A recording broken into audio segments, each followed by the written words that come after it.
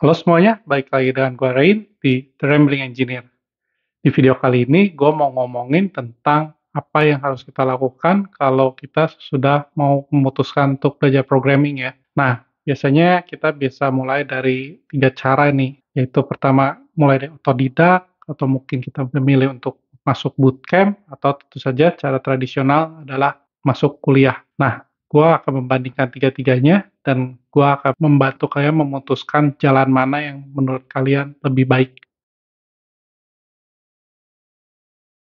Nah, namanya pendapat ya, ini subjektif banget. Kalau menurut gua, dari 3 ini, yang paling nggak cocok buat gua adalah yang otodidak. Kenapa? Yang pertama, otodidak benar-benar harus sangat disiplin, dan ini sangat sulit untuk kita memulai tanpa ada yang ngebantuin sama sekali. Yang namanya belajar tuh bakal sangat berbeda kalau ada yang ngajarin dengan kalau cuman kita ngikutin tutorial. Kalian mungkin yang udah pernah ngikutin tutorial, mungkin kalian, oh bisa nih ngikutin tutorial, ya namanya juga ngikutin tutorial ya udah pasti bisa. Tapi ketika masuk ke dalam dunianya, diterjunkan, ngebuat project benar-benar sendiri, dari scratch, mikirin sendiri, desain, dan segala macam, itu beda lagi. Kamu bingung juga kan, mau nanya, bener nggak sih? Kamu nanya, misalnya nanya ke ChatGPT juga kan, kalau mungkin cuman kayak teori-teori atau desain-desain mungkin bisa ya, tapi kalau udah yang fleksibel, yang udah benar-benar sangat dibutuhkan analisis kan cukup sulit kalau kita nggak nanya ke ahlinya. Kalau kalian kita belajar ke ahlinya, ini beda banget kesempatan yang didapatnya dan pelajaran yang didapatnya bakal cepat banget masuknya. Karena itu menurut gua, kalau gua sendiri, kalau misalnya gua mau mulai lagi nih, gua nggak tahu apa-apa, gua mulai masuk ke IT, gua yakin gua nggak akan milih otodidak. Dan mungkin kalian pernah mungkin lihat-lihat YouTube, banyak banget orang yang ngomong kalau dengan otodidak doang bisa masuk kerja. Sekarang gua tanya, dia punya koneksi nggak? Atau dia udah pernah punya gelar lain nggak di bidang lain? Itu pengaruhnya beda banget ya. Kalau yang benar-benar otodidak yang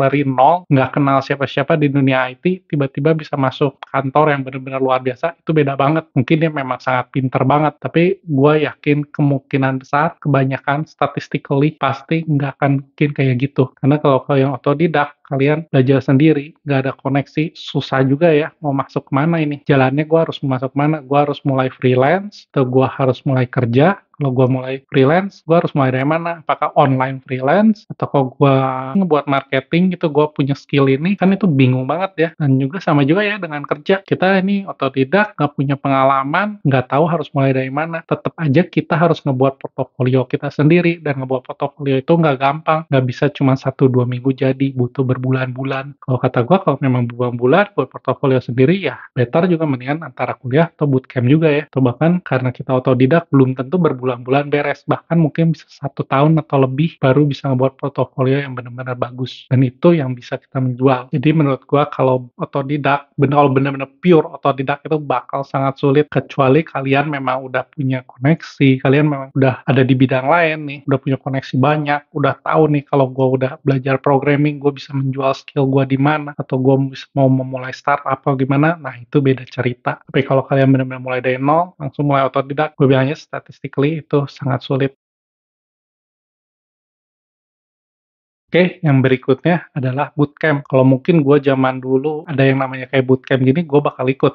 Karena waktu zaman dulu gue juga, sebelum gue masa kuliah, gue mulai belajar programming, gue juga nyobain ikut les juga. Walaupun lesnya nggak bener-bener pure programming, tapi kayak ke video editing gitu. Cuman dulu tuh ada yang namanya Macromedia Flash. Jadi dia kayak ngedit video, tapi dia ada ngodingnya juga di dalamnya. Nah, waktu itu gue ikutan kursus kayak gitu. Makanya begitu gue ikut kursus itu, gue yakin banget kalau gue cocok dengan programming, karena gue bisa banget waktu ngebuat flash itu dengan scriptingnya. Kayak gue yakin, dan gue makanya memutuskan untuk kuliah. Tahu sendirilah zaman dulu, tahun 2000 berapa tuh, 2009, 2008, waktu gue baru mulai masuk IT, yang namanya internet di Indonesia tuh udah lambat banget, informasi nggak sebanyak sekarang, buat belajar otodidak hampir nggak bisa, nggak ada yang namanya bootcamp, jadi jalannya cuman memang waktu itu gue cuman bisa kuliah gitu. Nah, makanya sekarang ini bootcamp benar-benar bagus ya. Kalau gue mungkin mulai dari awal, gue juga mungkin akan mencoba bootcamp dulu. Mungkin nggak akan langsung loncat ke bootcamp yang benar-benar mahal banget ya. Gue mungkin akan coba yang benar-benar singkat, tapi cukup terjangkau. Tujuan gue masuk bootcamp bootcamp bukan cuman belajar dari ahlinya, tapi juga biar gue bisa berkoneksi. Jadi kalau kalian misalkan milih bootcamp, gue akan menyarankan dengan sangat cari yang benar-benar bakal membantu buat koneksi. Gue nggak tahu target kalian apa, mungkin kalian mau kerja, mungkin kalian mau freelance, mungkin kalian mau ngebuka bisnis dengan teman-teman kalian harus cari yang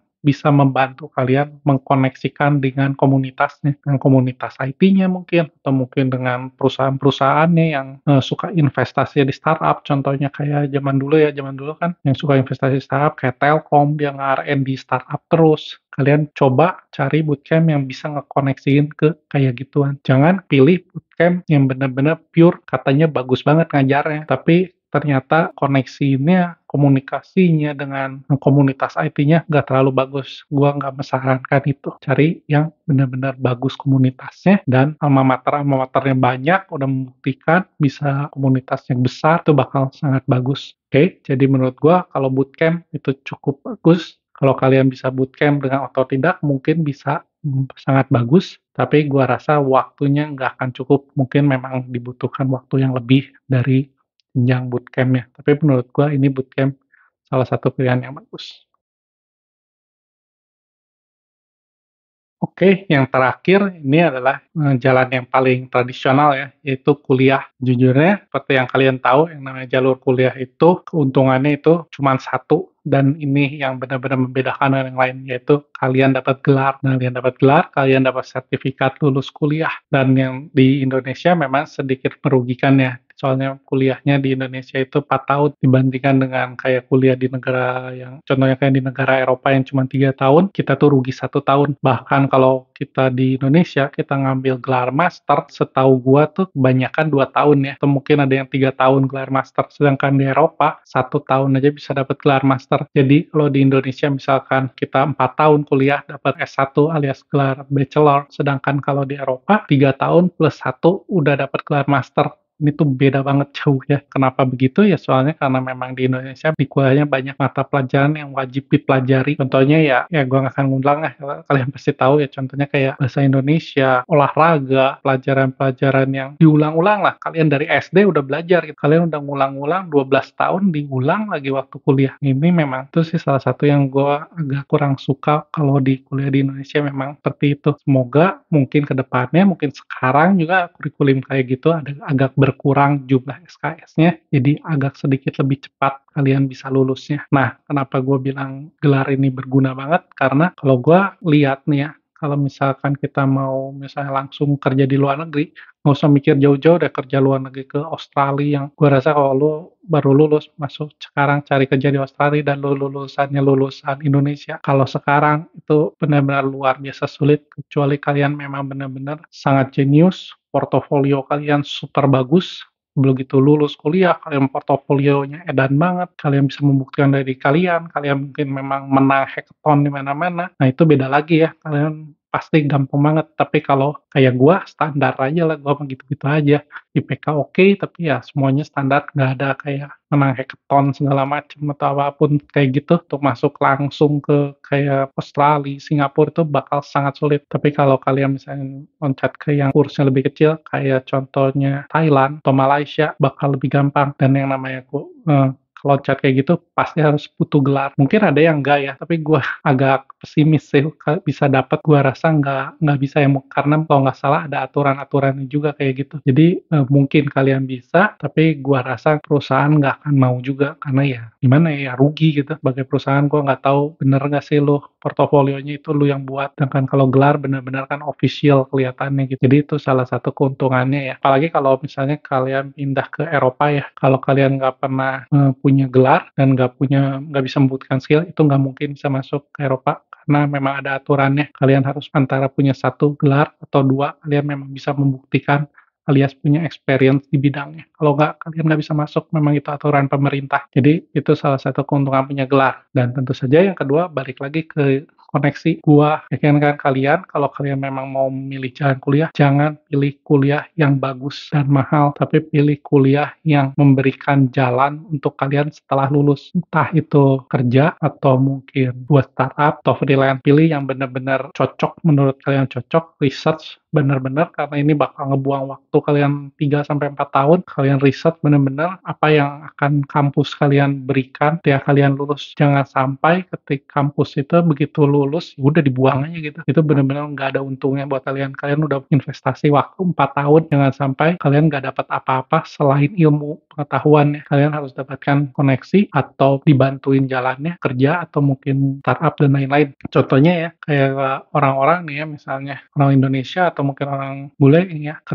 kuliah di Amerika yang benar-benar top university kayak Harvard gitu, Princeton gitu, kan itu benar-benar top banget ya, tapi kan mahal banget, luar biasa, udah gitu masuknya susah juga. Itu bukan cuman karena memang bagus setelah lulus kalian lulusannya keren, tapi juga karena koneksinya juga edan-edan ya. Kalau misalkan kalian orang Indonesia kuliah di sana, teman-teman orang Indonesia aja juga pasti teman-teman elit banget ya. Jadi itu beda banget sosialnya, komunitasnya. Dan begitu kalian teman-temannya kayak gitu, sosial komunitasnya seperti itu, tentu saja otomatis bakal mudah banget jalannya berikutnya. Nah, sekarang dari 3 itu, walau gua nih ya, misalnya mulai lagi masuk ke IT, kalau bagi gua, karena gua udah tahu nih, gua misalnya, masuk IT, gua tahu gua kayaknya nggak akan buat startup, karena memang gua nggak terlalu pinter ngebuat ide-ide kayak gitu, dan gua juga udah pernah nyobain, yang namanya freelance itu susahnya luar biasa kalau nggak punya koneksi awal. Walaupun memang benar bisa, waktu itu gua pernah nyoba freelance, gua pernah ngedapetin project, tapi itu susahnya luar biasa dan effort-nya tuh biasanya nggak sebanding dengan apa yang didapatkan. Jadi, menurut gua kalau freelance itu kalau mulai dari awal tanpa koneksi, sendirian, itu bakal sangat sulit. Jadi kalau gua, karena gua milih kerja dan gua tahu di Indonesia kerja itu cukup susah, apalagi zaman gua dulu, makanya target gua ke luar negeri. Makanya gua bakal tetap milih kuliah, karena gua tahu gua mau kerja di luar negeri, gua minimum harus dapat gelar, kalau nggak itu hampir nggak mungkin.